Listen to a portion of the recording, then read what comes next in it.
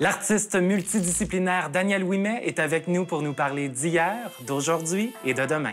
Mon métier, c'est la communication. Ouais. Alors, si je me mettais à faire ça à temps plein, puis je me suis dit que ce serait peut-être un bon projet de fin de vie, je l'ai toujours dit, tu lui donnes 12 heures et il t'en donne 24 de bonheur. Oui. Et un homme ne peut pas faire ça. Moi, j'insistais pour deux choses. C'est moi qui décide. C'est ma face qui est à la caméra et c'est moi qui pose des questions.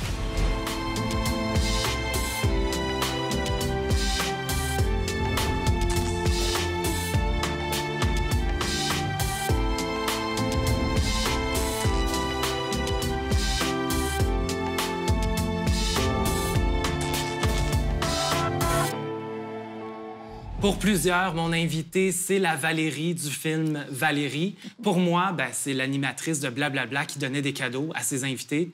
Elle est artiste multidisciplinaire, elle fait de la peinture, elle chante, elle danse, elle anime, elle joue. Danielle Ouimet, bonjour. Bonjour. Merci beaucoup d'avoir accepté l'invitation. Plaisir, grand plaisir. Ça me fait énormément... Oui, ça me fait plaisir, mais je suis un peu déchirée parce que j'aurais aimé avoir 2 heures avec vous. Parce que vous avez tellement d'histoires. C'était quasiment un cadeau de se faire dire ça. Mais ouais. On va essayer de faire ça en une quarantaine de minutes. Ah, on va essayer, oui. Plus de 50 ans de métier. Oui, 55. 55, oui. 55 cette année. 55, là, j'aime pas ça parce que les gens se mettent à calculer. Quel âge qu'elle a? Ouais. Oui, je dis à quel âge j'ai commencé. Ouais. Ils vont commencer à calculer à quel âge j'ai... Mais je vais vous libérer, elle est dans sa jeune soixantaine? Début soixantaine? Début 70. Oui, on va dire ça. Et donc, j'ai eu le temps de faire plein de choses à l'époque, à une époque où tout était à faire là-dedans. Ouais. Tout était à faire. Les gens ne s'intéressaient pas à faire ce métier-là parce qu'ils pensaient véritablement qu'il fallait que tu sois né là-dedans. Ouais. Tu sais, t'étais le fils de, la blonde de, l'amant de, oui. Mais tu t'étais pas appelé à faire le métier que pour le métier. Alors, j'ai persisté. À l'époque, comme il n'y avait pas d'école, il n'y avait rien, il n'y avait pas de formation, il n'y avait pas de personnes à aller voir, je prenais n'importe quoi. Je prenais des concours de beauté, je faisais des rapports de circulation. J'ai déjà été script pour des questions. Je faisais des interviews la nuit avec des badauds sur la rue. J'ai commencé comme ça, ou au palais de justice, en pointant mon petit microphone vis-à-vis les gens. J'ai tout appris par moi-même. Alors, c'est un métier qui est réjouissant parce que, et je l'ai toujours dit, tu lui donnes 12 heures et il t'en donne 24 de bonheur. Oui. Et un homme ne peut pas faire ça. Non. D'ailleurs, on va en parler parce que vous avez sorti un livre qui en parle. Oui, on va en parler tout à l'heure. Oui. Mais justement, parce que aussi, à l'époque, je pense qu'il fallait choisir un métier. Oui. Tu sais, aussi, c'était on fait une chose, en quoi on étudie, qu'est-ce qu'on fait comme travail. Oui. Vous, est-ce que votre famille était ouverte à ça? Parce que je sais qu'à l'époque, il était très dans les apparences. Il fallait que tout ait l'air parfait. Qu'est-ce que les gens vont dire? Oui, exact. En fait, ma mère était celle qui aurait voulu probablement être dans les arts. Okay. Elle a déjà chanté à un moment donné. Ouais. Elle m'a avoué ça, mais très tard. Elle a chanté, elle était coiffeuse, elle avait son propre salon, puis elle s'est mariée à 30 ans, ce qui était très rare à l'époque. Et donc, elle a chanté à Sherbrooke, dans un théâtre. Et à l'époque, elle m'a raconté les gros rouleaux. À l'époque, c'était pas des rideaux. Les décors, c'était des rouleaux avec des dessins derrière pour représenter des scènes. Oui. Et puis, il paraît que quand elle est rentrée, le rouleau, il est tombé sur la tête, puis ils ont arrêté le spectacle. C'est la dernière fois qu'elle a chanté de sa vie. Oups. Alors, j'imagine que quand elle s'est mariée, puis elle a dit, mon Dieu, j'aurais peut-être pu avoir une carrière. Parce que déjà, à 30 ans, t'étais vieille. T'étais vieille pour tout à 30 ans à l'époque. Et donc, elle s'est pas sentie en forme pour le faire. Donc, quand je suis née, j'étais probablement celle qui allait remplir le rêve de liberté dont elle avait besoin. Et donc, c'est sûr qu'elle m'a tout de suite, très jeune, envoyée dans toutes toutes sortes de cours d'anglais, de chant, de danse, ballet de jazz, diction, etc., etc. Alors, avec le résultat final, ben, j'ai décidé moi-même, à 16 ans, que j'allais devenir, parce que j'étais bonne en art. À 10 ans, j'allais aux Beaux-Arts à Montréal. Oui, c'est ça, oui. Alors, d'ailleurs, mes parents auraient dû être à DPJ. Aujourd'hui, ils seraient à DPJ. Oui. Parce qu'elle me mettait dans l'autobus à 10 ans. Oui, c'est ça, parce que vous habitiez boulevard Saint-Laurent. Exactement. Et vous descendiez jusqu'à plus Sherbrooke, bas, là, Sherbrooke. Ouais. Sherbrooke et Saint-Laurent. Aujourd'hui, on ne ferait plus ça. Ben non, non, non. Mon Dieu, non. Ah, non. Et on aurait bien trop peur qu'on se fasse kidnapper ou quelque chose comme ça.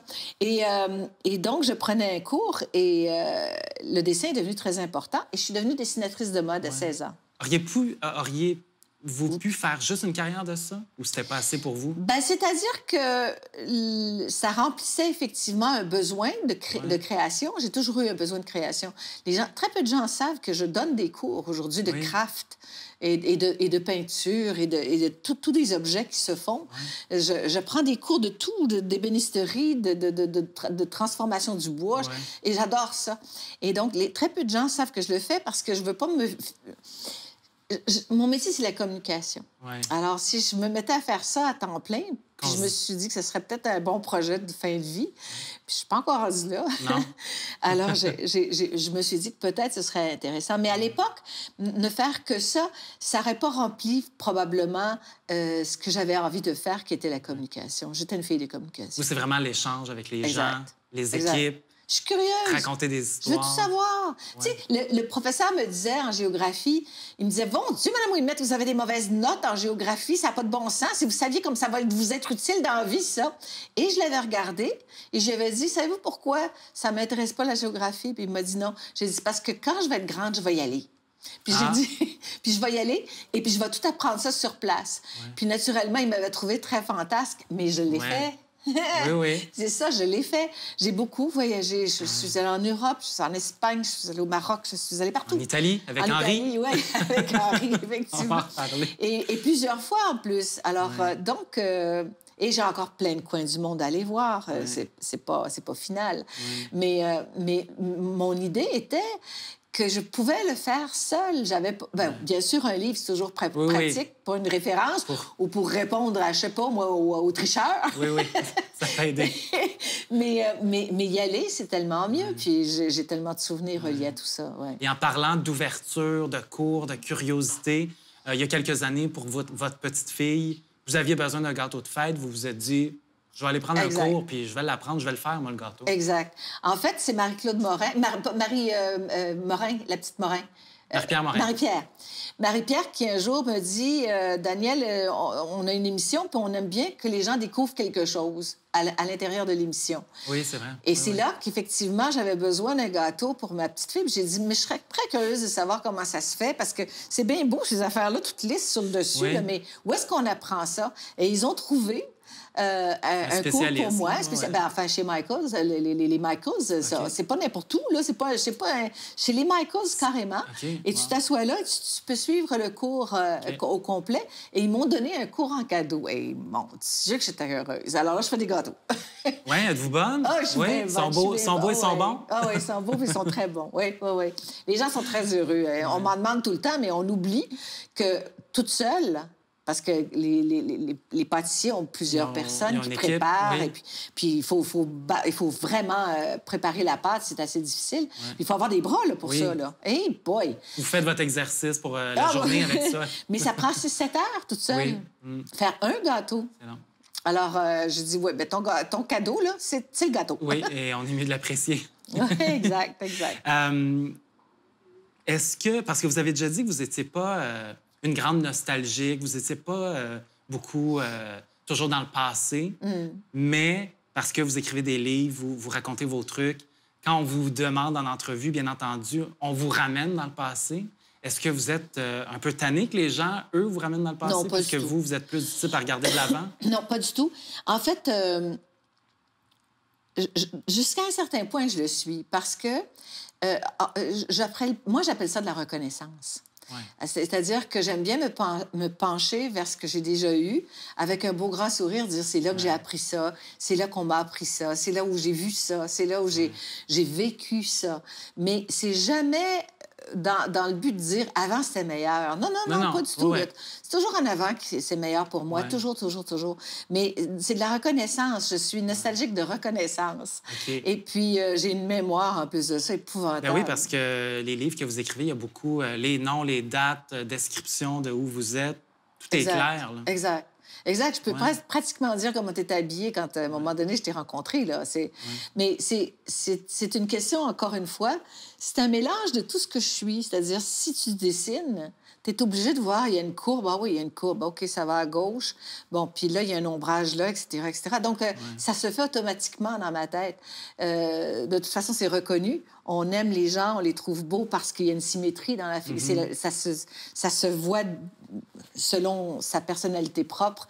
Ça s'imbrigue en soi d'une façon particulière et automatique. Mais c'est la même chose. Moi, tout ce que j'ai appris, je vois tout. J'ai vu tous les détails ici en entrant. J'ai dit, oh mon Dieu, il y a un travelling. Oh mon Dieu, il y a plusieurs caméras. Oh mon Dieu, l'éclairage est blanc, il va être beau. J'ai tout ça. Mais j'ai pas dit, tiens, je vais m'arrêter à regarder comment c'est. Ça se fait naturellement. C'est un radar. Flong. C'est tout entré dans le computer, puis ça se fait naturellement. Et c'est comme ça pour tout. C'est comme ça pour tout chez moi. Alors, la mémoire, j'en ai pas, en plus. Demandez-moi pas de... On veut que je fasse du théâtre et je deviens folle parce que je me dis... mémoriser des trucs. Oui. Mémoriser un texte, là... ou avec précision, là, quand je me présente comme comédienne sur un plateau, je m'haïs parce qu'à un moment donné, dans la panique, je dis « Oh mon Dieu, il ne faut pas que j'oublie ce mot-là. C'est un mot qui n'est pas compliqué, pourtant, Daniel, oublie-le pas. Je vais te dire une autre affaire. » C'est sûr. Et j'ai l'impression que je trahis l'auteur à chaque fois. Et j'ai bien ça. On m'a demandé dernièrement de revenir sur scène pour faire du théâtre. Et j'ai lu la pièce et je suis là du début à la fin. Je ferai 2 rôles en plus de ça. Moi-même, mais 2 rôles. Parce que je ferais une jumelle, puis la jumelle apparaît à un moment donné, puis la première est un peu spéciale, puis la deuxième est folle. Alors, il faut que je joue les 2 en même temps. Et je me suis dit, c'est pas tellement le rôle, parce que ça, c'est extraordinaire, mais qu'est-ce que je vais faire avec le texte? Mais qu'est-ce que je vais faire avec le texte? Alors, il y aurait juste une façon, c'est que je le chante. Et assez bizarrement... Apprendre avec un air, c'est plus facile. Tu peux me mettre n'importe quelle chanson du passé, je vais toute la chanter. OK. C'est très, très, très spécial. Mais je vais la chanter. Puis des choses que j'ai pas chantées depuis des années. Les Philippe Clé, des trucs comme ça, là, des affaires lointaines. Elle attendait son carrosse, elle attendait ses chevaux. Je peux tout te chanter ça d'un seul coup. Je sais pas pourquoi, je sais pas d'où ça vient. Ça revient dans la tête. Et il y a une chose, par ailleurs, sur laquelle je suis absolument pourrie, c'est les noms. OK. Ça, oubliez ça. Mais, par contre... J'ai oublié de mettre mon étiquette, mais moi, c'est... Oui, je le sais. Je l'ai demandé, mais c'est resté. C'est rentré. Mais par contre, c'est une chose assez bizarre. Je connais un Mohamed Echouafni, un monsieur Plochayano, un monsieur Shaker Shahatilla. Ça, ces noms-là compliqués, là, oubliez... Ça, il n'y a aucun problème. Mais Jules Vincent, là, oubliez ça. Je suis pas capable. Martin Tremblay non plus. Écoute, je suis sortie avec des gars, puis je me rappelle pas leur nom des fois quand il faut que je parle de ça. Ben là, Daniel, il y en avait 3, 4, c'est Michel. 4, 5, 6. 5, 6, ben oui, c'est ça. Ben là, je voulais pas 3 mètres non plus, là. Rendu à l'âge que j'ai toujours été célibataire, tu sais, quoi je dire. Puis populaire, en plus. En fait, je peux pas ne pas parler de Valérie. Parce que, bon... Bien sûr. On vous en parle tout le temps. Hein. Valérie va avoir 50 ans l'année prochaine. C'est pas des farces. À une époque où tout peut être fait. Tout était à faire. Tout était à faire. En fait, le cinéma n'existait pas. C'est ça. Le cinéma n'existait pas du tout. Il existait, bien sûr, mais c'était plus du documentaire. Et c'était l'ONF qui le faisait. Il y avait quelques personnes qui s'étaient risquées à faire... Denis Roux avait fait ça ou avec d'autres. Il avait fait deux, trois films avant moi. Mais sur une base commerciale, ça n'existait pas du tout. Et à un moment donné, on a décidé... c'est Denis Roux qui a décidé. Moi, je veux faire un film... En fait, il voulait faire un film historique Et on lui a dit, écoute, lâche l'historique. Là, nous autres, dans la distribution, c'est pas ça. On veut un grand public. Là, Ouais. Et alors, on lui a dit, fais un film qui pourrait te faire de l'argent. Puis quand tu auras l'argent, ben, on va te le redonner Oui. pour faire le film que tu veux. OK. Il l'a jamais fait. Parce qu'il est rentré dans un cinéma, Ouais. soi-disant érotique, qui n'avait jamais Ouais. existé ici au Québec. Et donc, il est devenu très populaire. Et du jour au lendemain, ben, il y a eu une traînée de films Oui. du même acabit. Et puis, ça a très, très bien été. Ça a littéralement sorti le cinéma du bourbier dans lequel il était parce qu'ils avaient besoin d'argent pour le faire.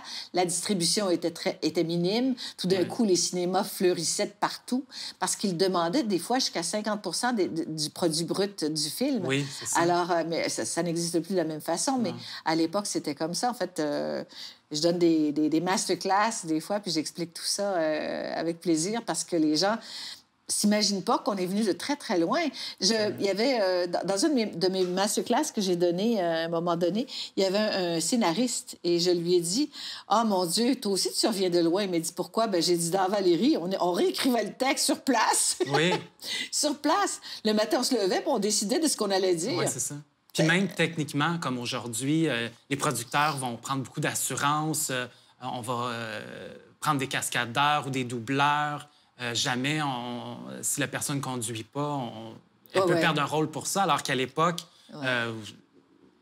tout le monde, je veux dire, ceux qui ont connu cette époque-là, moi, j'ai vu en archives, si on pense aux scènes de moto, c'était dangereux. Vous le faisiez un peu sans réfléchir, mais vous auriez pu mourir. Bien, en fait, le premier cycliste mais il y en a un qui est mort. Oui, c'est ça. Il est mort.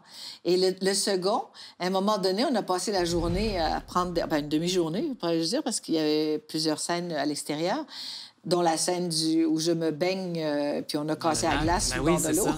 Mais à un moment donné, on s'assoit, puis on dit « c'est l'heure du lunch ». Et le monsieur du bike, parce qu'il aimait bien son bike, c'était bien important, il commence à regarder, puis il fait « Oh, mon Dieu, on peut pas continuer. On est dans le milieu de la nature, n'importe où. Pourquoi on peut pas continuer? » Il restait un écrou à sa roue. Ce qui veut dire que si celui-là passait, la roue se débarquait, puis on aurait pu vraiment se tuer, nous autres aussi. Alors, il a fallu aller dans un endroit où il y avait des voitures concassées. Un genre de fourrière. Un swamp pour aller chercher des boulons de voitures, en espérant que ça rentre sur le... Ben, ça a été... On faisait tout d'une façon complètement à l'avenant, là. On choisissait d'une place, on disait « Ah, c'est ici qu'on tourne, OK. » C'est ça. C'était plus... oui. Se fait-tu, on le fait. Oui, on le fait. Ouais. C'est très amusant. C'était très amusant. Je partais tous les matins en métro. Tu sais, les gens disent, le cinéma, ils viennent te chercher. En limousine, chauffeur. Oui, mais ça, c'est aux États-Unis, mais même simplement venir te chercher chez vous. Ben non. Je prenais le métro avec ma housse puis tous mes vêtements à moi. Oui, parce que c'est ça. Ouais, ça a l'air bien glamour, mais ça allait apporter vos trucs. Oui. Et c'est des 12 heures facilement de travail sur scène. C'est des 12 heures et les gens ne savent pas, mais en 12 heures, on ne fait que de 1 minute à des fois 5 minutes. Puis vraiment, quand on est chanceux, de tournage en une journée de 12 heures.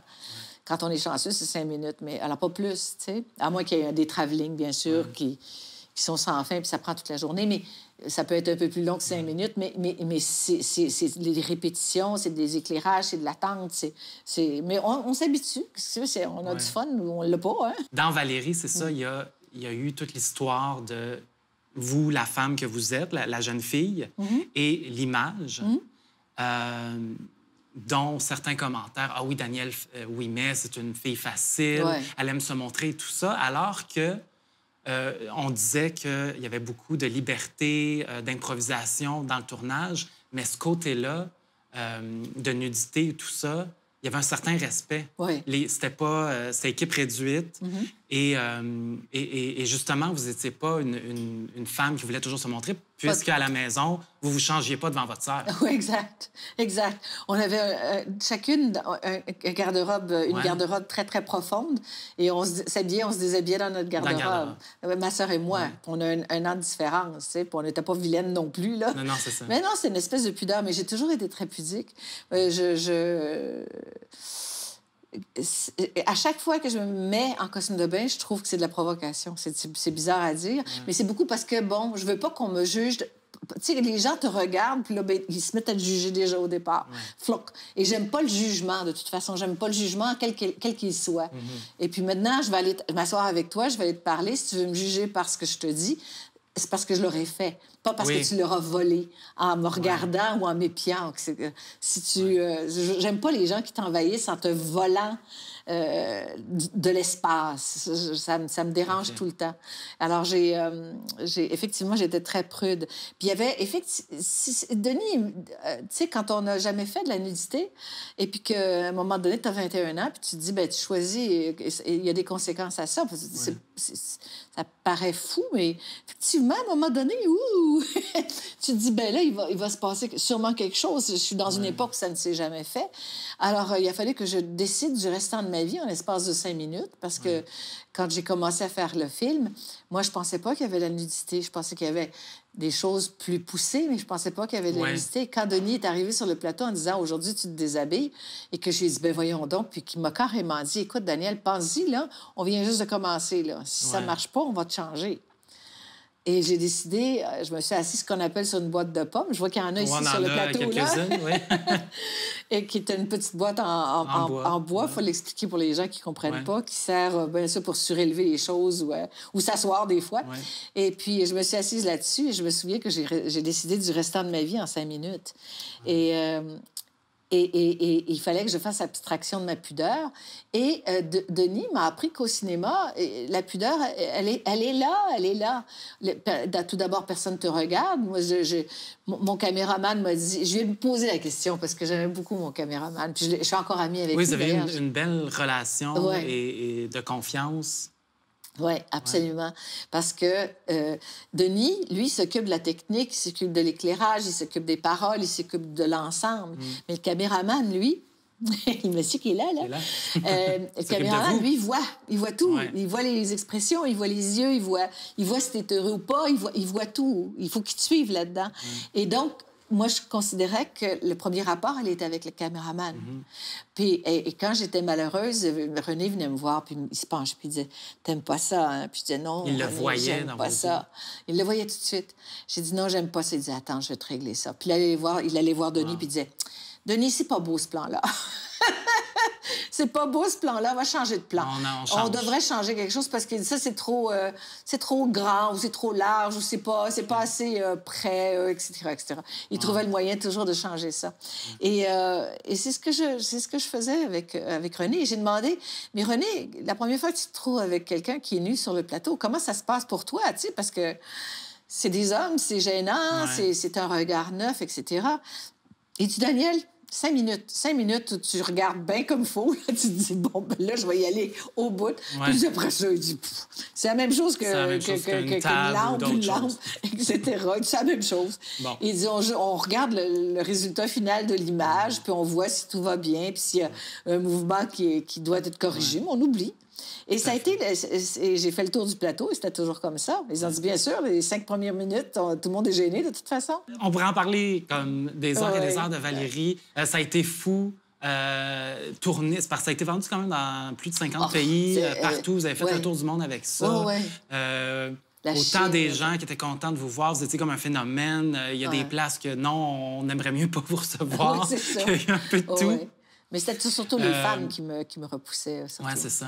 Parce que là, vous deveniez, comme pour les hommes, une espèce... deveniez pour elles une compétition. Oui, une espèce de compétition. Les femmes ont une espèce de tendance de toujours se comparer, ce qui est ridicule un peu, parce que quand tu te libères de ça, tu deviens unique. C'est mieux. Mais effectivement, et c'est très drôle parce que dernièrement, justement, pour le lancement de mon livre, je me suis retrouvée en Outaouais. Et je devais faire une conférence. Et en entrant, la femme, elle m'a dit « Oh, vous! » J'ai dit « Quoi? » Elle dit « Quand j'étais jeune, je vous haïssais, là. » Elle dit « Je vous haïssais. » Ah, puis j'ai dit « Qu'est-ce qui a changé? » Elle savait pas quoi me dire, mais en fait, je le sais, c'est parce qu'on a vieilli, tout simplement. Voilà. Tout simplement. Mais effectivement, j'avais beaucoup de difficultés à me rapprocher des femmes. J'ai presque pas eu d'amis de filles.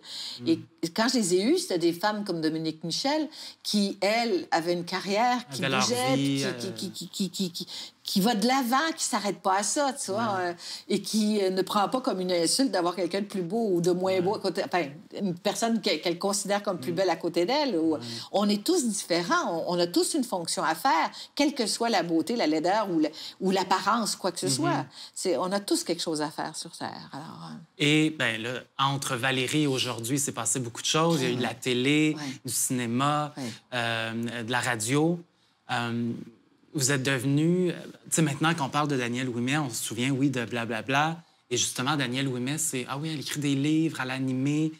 Vous êtes une référence au niveau de l'animation, comme quoi, ah oui, elle était... C'était le fun, ses entrevues, elle les mettait à l'aise. Tu sais, elle était bonne là-dedans. D'avoir tout ce parcours-là, ce chemin-là, d'être passé de la... Je ne veux pas dire que Valérie, vous passiez juste pour la méchante puis la fille facile, mais de passer de ça à... Vous avez une crédibilité, les artistes vous aiment. Tu sais, ah oui, moi, j'ai déjà été à blablabla, je m'en souviens. Tu sais, ça revient tout le temps. La radio m'a beaucoup aidée pour ça. Puis, oui, c'est ça. Parce que 20 ans de radio avec Jean-Pierre Coallier, ben, c'est lui qui, à un moment donné, a dit « Viens-t'en à la station, on ouvre. » Et puis, et qui m'a dit « Ben là, tu vas faire des interviews. » Puis je disais « Ben voyons. » Je me rappelle au début, là, j'ai encore retrouvé dernièrement des textes que... J'écrivais tous mes textes. Oui. Tous mes textes, aussitôt que j'ouvrais le micro, je lisais ce que j'avais écrit. Ah, oui, OK. C'est ridicule. Il faut être plus...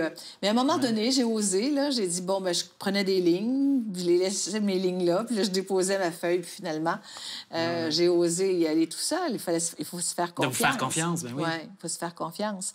Mais ça m'a fait rencontrer beaucoup de... Moi, j'ai fait tous les comédiens français, tous les chanteurs français. Vous avez une liste assez impressionnante. Oui, puis encore, j'en ai oublié. Oui. J'en ai plein.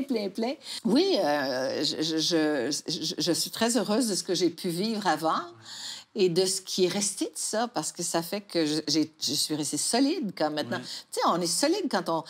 En fait, j'expliquais ça, c'est que quand... vous allez... Ça va venir pour vous aussi, cher monsieur. Ah oui, OK. C'est qu'on finit par deviner les gens. C'est-à-dire, en leur posant des questions, ça vient d'une façon instinctive. Et tu les devines. Où est-ce qu'il faut aller, quand il faut aller là, quand il ne faut pas aller là, quand ils veulent répondre, quand ils mentent, quand ils essayent d'arroser Mettre ça plus beau. Mettre ça plus beau, de faire l'occasion. On le sent, on finit par le savoir. On finit par connaître tous les gens juste à un seul regard. Moi, je peux regarder quelqu'un dans une gare, flung, me regarder tout ce monde-là, et je sais où est-ce qu'ils sont rendus. Je peux me tromper, mais je le sais. Je perçois très, très bien l'énergie des gens. Et donc, ça aide énormément, ça, pour l'interview. Ça imbrigue lentement, par contre. Mais vous allez voir, à un moment donné, là, et ça va être du gâteau. du bon gâteau fait par Danielle Ouimet.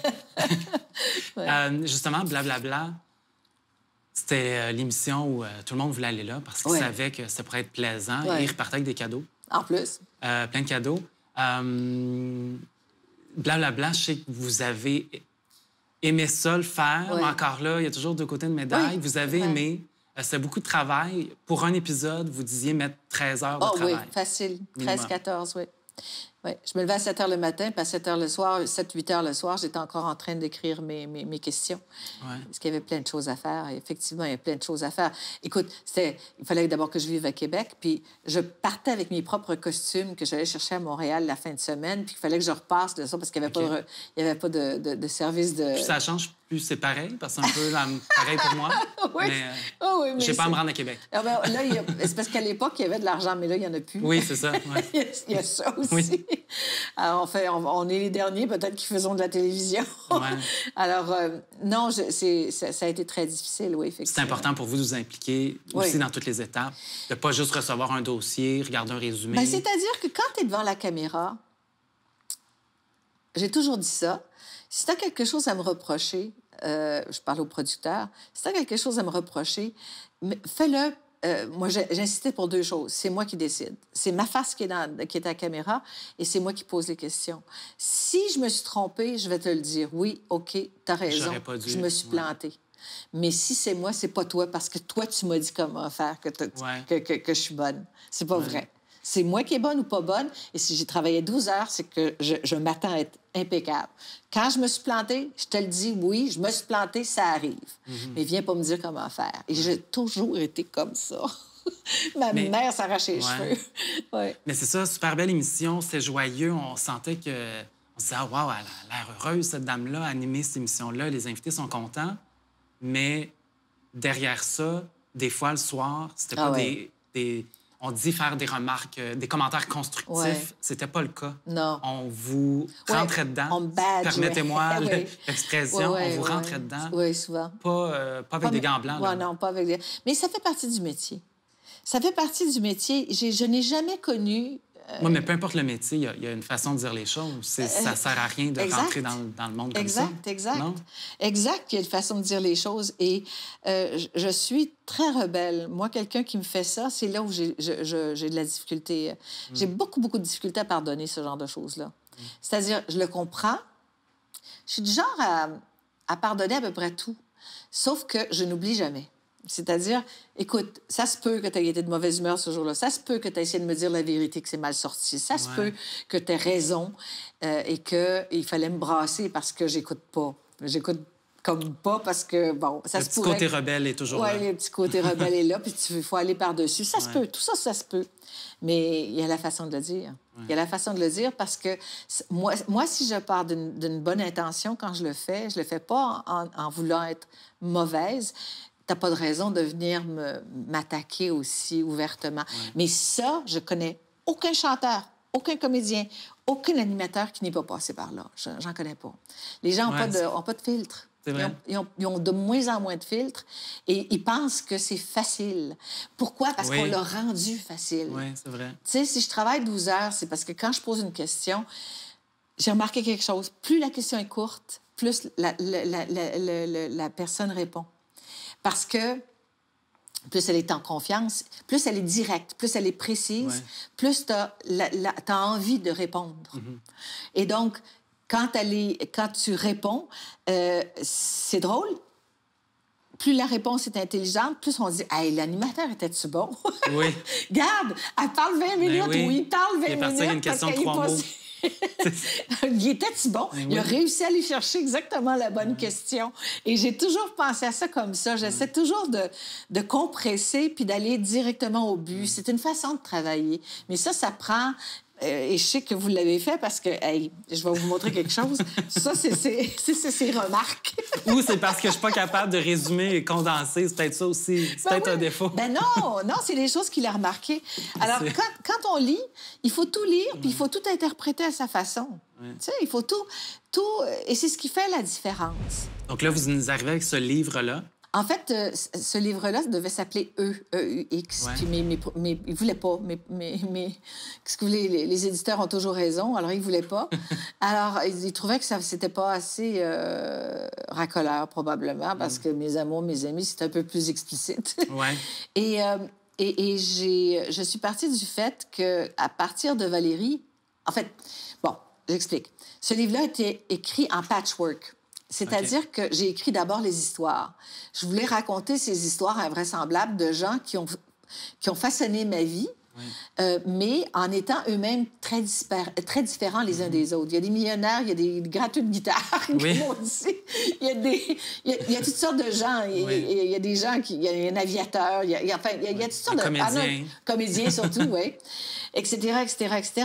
Et puis, à un moment donné, je me suis dit, tiens, qu'est-ce que j'ai appris de cette personne-là? Et donc, c'est venu après. Alors, je prenais chaque histoire individuellement et j'ai commencé à raconter qu'est-ce que j'ai appris de telle et telle personne. Bon, ça a fait mon livre. J'ai dit, ça y est, j'ai trouvé le filon. Mais après ça, j'ai dit, non, il manque quelque chose. Parce que les gens vont dire que je fais faire du voyeurisme aux gens. Bien, c'est ça. J'avais peur, mais c'est un super équilibre, je trouve. Oui. Alors, j'ai dit, mais pourquoi moi, je suis devenue comme ça? Et c'est là que j'ai dit, c'est parti de Valérie. Parce qu'à partir du moment où on m'a regardée différemment, puis qu'on n'a pas on a considéré que la comédienne, que la femme qu'on a placée dans une espèce de plateau... ou tu t'aimes ou tu aimes pas. Enfin, c'était toujours en déséquilibre. Je pouvais jamais le deviner, moi. Je peux pas le deviner, ce que tu penses. T'as bien beau me regarder avec un beau gros sourire sur la rue. Je ne sais pas si tu m'aimes ou tu m'aimes pas. Oui. Je sais pas quelle est ta pensée. Alors, donc, je suis partie du film Valérie. J'ai dit, voilà ce que ça m'a coûté d'avoir provoqué les gens. Puis je parle du film et de tout ce que ça a donné comme image tout de suite en sortant et pourquoi les hommes venaient vers moi, parce que c'est les hommes qui venaient vers moi, les femmes ne m'aimaient pas. Ouais. et voilà, ça a été donc un patchwork. Ouais. J'ai commencé le film par... Le livre par les histoires, ensuite par raconter ce que ça m'avait appris, et j'ai fini par le film Valérie. Ouais. Le début devient la fin. C'est quand même intéressant. Là-dedans, il y a plein d'histoires, toutes des relations qui ont pas fonctionné. Ben, oui. On va dire les vraies affaires. Comme je disais, j'ai dit le bonheur, il n'y a rien à raconter, ça va bien. Ça va bien, c'est ça. Une page, 2 mots. C'est 3 mots. Ouais. Par contre, j'aimerais ça, parce que j'aime ça terminer sur une note positive. Ah oui, c'est ça. Dans ce livre-là, un des hommes qui n'a pas été amant ou amoureux, Monsieur Pellado, qui a été important dans votre vie, un mentor. Et vous, ce que vous regrettez un peu, c'est qu'on n'ait pas vu tout ce qu'il fait, l'homme qu'il était et tout le bien qu'il faisait, parce qu'il ne le mettait pas de l'avant. Que ce soit d'accueillir chez eux quelqu'un de malade, payer une infirmière. Une fois, vous lui faites un lift, en bon québécois. Votre voiture fait du bruit comme ça se peut pas. Ben, le lendemain, il vous fait réparer ça au garage. C'est plein de trucs comme ça, mais qu'il ne disait pas. Exact. Ça, c'est un peu un regret que vous avez parce que cette personne-là avait un bon fond. Oui. Puis j'ai eu quelques batailles avec lui aussi parce que, bon, j'ai pas... Oui, oui. Ouais, il y a quelques confrontations, quand même. Quelques fois, oui. mais ça revenait tout le temps parce qu'il avait le don de revenir en disant... T'es incroyable, Daniel. Et la façon dont il revenait, c'était... Il était d'une philosophie extraordinaire. Et la moindre petite chose, le moindre petit questionnement que j'avais, il avait une philosophie qui était complètement à part des autres. Il m'amenait ailleurs, il m'amenait à penser différemment. Et ça allait très, très vite pour lui. Mais il m'a appris la gérance du temps. Ça, je pense que j'en ai pas parlé dans ce livre-là. La gérance du temps, c'est parce que quand on partait des fois, il m'invitait les fins de semaine dans les Laurentides. Oui, parce que lui, il habitait loin. Oui, dans les Laurentides, oui. Alors, j'avais ma chambre là-bas, au haut de la piscine, etc. Puis là, il disait, bon, ben 7 heures demain matin dans la voiture, là, il fallait tout être prêt. Et là, il y avait déjà le gars qui s'occupait de lui pour ses rendez-vous et le chauffeur. Et là, il partait, il avait son journal, il lisait les journaux, il y avait 2 dictaphones. Et dans ces 2 dictaphones, il préparait sa journée au complet.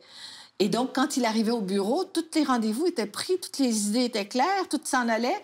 Il me disait, bon, ben il va aller te conduire chez vous. Et tout était... Et il m'a appris la gérance du temps. Et lui, ça allait très, très, très vite. Et quand il m'appelait, c'était toujours sa secrétaire qui disait « Madame Ouimet, vous êtes là, parfait. Écoutez, M. Pellado va vous parler dans 3 minutes. » Il finit son appel. Il enchaînait les appels de telle heure à telle heure. Et donc, elle lui disait « Madame Ouimet sur la ligne. » Puis elle disait « La prochaine, c'est Madame Chose. » Et puis, il fallait... Et c'était incroyable. J'ai jamais vu... Mais par contre, quand il décrochait, il décrochait. Ouais. Et moi, j'ai aussi appris ça. Quand je travaille. Viens pas me distraire ou quoi que ce soit, mais quand je décroche, par exemple... On va avoir du fun. On a du fun. Ça a été l'homme qui m'a le plus appris dans la vie. Wow. Sur les façons de faire de la vie, oui. Et c'est drôle parce que tout le monde me parle de ce segment-là, surtout. Mais c'est parce qu'on... L'image qu'on a il était lui, connu plus que les autres. Une espèce de picsou un peu gratteux, cheap, alors que c'est le contraire. Ben, il l'était aussi, c'est pour ça qu'il a fait de l'argent. Il l'était parce que... c'est ça. C'est ça qui était riche. C'est pas en dépensant qu'on en fait. mais par contre, c'était jamais... D'aller voir les malades, tu sais, tout ça. Non, très généreux de son temps. En fait, il avait ce principe qui m'a appris, parce qu'à l'époque, aujourd'hui, on le dit beaucoup, mais à l'époque, on le disait presque pas, puis lui, il le disait. Il disait, Daniel, quand on te demande quelque chose, on te demande de l'argent, il dit, donne plutôt un travail. Style, si on te demande à manger, donne plutôt la canne à pêche. Ouais. La personne va aller pêcher, mais tu lui as donné la canne à pêche pour le faire. Ouais. Alors, c'était le même principe. Il disait, si on te demande du travail, de l'argent parce que tu en as besoin, donne-lui un travail qu'il va faire. Et puis, il va le gagner tout seul. Ouais. Donne-lui l'occasion de le faire. Alors, il aidait comme ça. Mais il le donnait pas parce qu'effectivement, j'ai toujours vu les gens la main tendue, puis donnez-moi, vous êtes riches, vous. Ben oui, mais s'il avait fallu qu'ils donnent, il n'y en avait plus d'argent, il n'y avait plus le temps, il n'y avait plus rien. Ouais. Tu sais, alors, il prenait le temps, il disait, ben, les gens vaillants, ils s'en sortent, ils s'en sortent. Ouais. Ça se pourrait que tu tombes dans une déchéance, mais tu es capable de te relever. Ouais. Et s'il n'est pas capable, ben, c'est que ça ne vaut pas la peine. Et tout le monde peut le faire. Wow. Et c'est ce qui m'a appris, c'est vraiment ce qui m'a appris. Et pour vous, Danielle, qu'est-ce qu'on vous souhaite? Qu'est-ce qu'on pour demain, là, le futur? Ben, moi, j'aimerais passer derrière les caméras. Primo. Oui. Oui, j'aimerais passer derrière les caméras. Je pense que je vais faire ça. Puis aussi, peut-être revenir dans une télésérie à la télé, parce qu'il y a une jeune comédienne très amusante, je dirais rien, parce que il n'y a pas très longtemps, on était au Salon du Livre, elle était assise à côté de moi, et je dois vous avouer que ça m'a tenté, parce que ça me tentait plus, mais là, ça m'a tenté. Puis elle m'a dit, j'ai une télésérie en préparation. Puis à un moment donné, quand je vous ai vu à la télévision répondre aux questions, j'ai dit, ah, voilà ma mère, voilà ma mère. Alors je serais la mère. Parles-tu de Valérie Chevalier? Non. Non? Hein? Non, je cherche à ma tête une comédienne qui écrit. Je sais pas. Non. C'est pas Valérie Chevalier. Elle m'a dit, tu serais ma mère dans cette télésérie-là. Puis ils sont en train de la monter. Alors, je sais pas, peut-être qu'à un moment donné, je vais revenir. Et j'aime ça parce que c'est des sketchs, puis parce que c'est drôle. Je ferais de la comédie.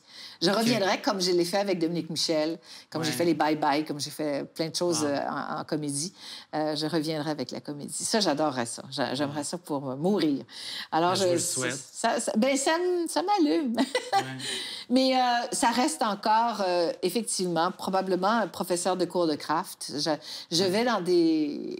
Bon, devrais-tu le dire? Parce que là, les téléphones arrêteront pas, mais je vais le dire quand même. Ouais. Mais je vais dans les maisons de mères nécessiteuses et je leur donne des cours gratuitement pour leur faire passer le temps, parce qu'il n'y a pas seulement que le malheur qui doit faire partie du quotidien ou ressasser toujours sans arrêt ce qui s'est mal passé. Il y a aussi des choses... apprendre, puis apprendre par soi-même, être capable d'aller plus loin, ça, je trouve que c'est important. Moi, je l'ai fait, on m'a aidé à le faire, c'est le temps de redonner. Le temps de redonner. Je souhaite tout ça.